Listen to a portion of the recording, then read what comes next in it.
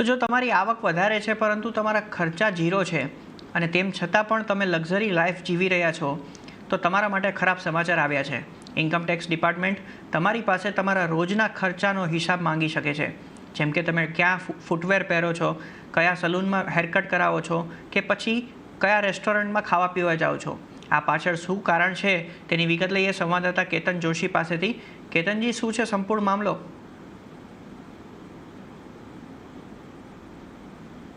જુઓ, સૂત્રો પાસેથી જે માહિતી મળી છે એ મુજબ ઇન્કમટેક્સ વિભાગે નોટિસ આપવાનું શરૂ કર્યું છે.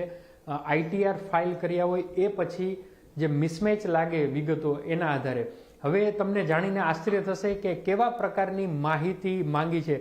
તો તમારા ઘરની લાઇટ બિલ કેટલું આવે છે, તમારો રાશનનો ખર્ચ કેટલો છે, તમે હેરકટ કરાવ્યા છે તો તમે સલૂનમાં ગયા તો કેવી રીતે અને કેટલો ખર્ચ થયો, તમે પરફ્યુમ કયું વાપરો છો, આ પ્રકારના જે આપણે આશ્ચર્ય થાય એ પ્રકારના જવાબ માંગ્યા છે નોટિસ આપીને.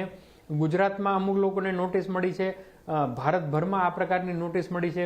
તો જે આઈટી વિભાગના સૂત્રો કહે છે કે જ્યારે હિસાબમાં વિસંગતતા લાગે, માની લો કે તમે ઇન્કમટેક્સ રિટર્ન ફાઇલ કર્યું છે અને તમારી આવક અને જાવકનો હિસાબ બરાબર નથી મળતો, તો ઇન્કમટેક્સ વિભાગ છે એ આ પ્રકારની નોટિસ આપે છે અને રેરેસ્ટ ઓફ રેર કેસ છે એવું ગણીને આ પ્રકારની નોટિસ આપવામાં આવે છે.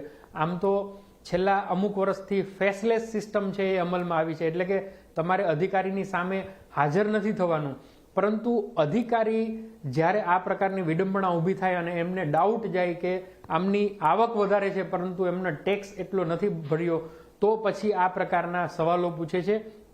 અને માત્ર સવાલો જ નહીં, પરંતુ જે કરદાતા છે એમને એમનો જવાબ પણ આપવો પડે છે. અને જો સંતોષકારક જવાબ ન આપવામાં આવે તો પછી આઈટીનો જે નિયમ છે એ મુજબ એમને એટલે કે કરદાતાને હાજર થવું પડે છે.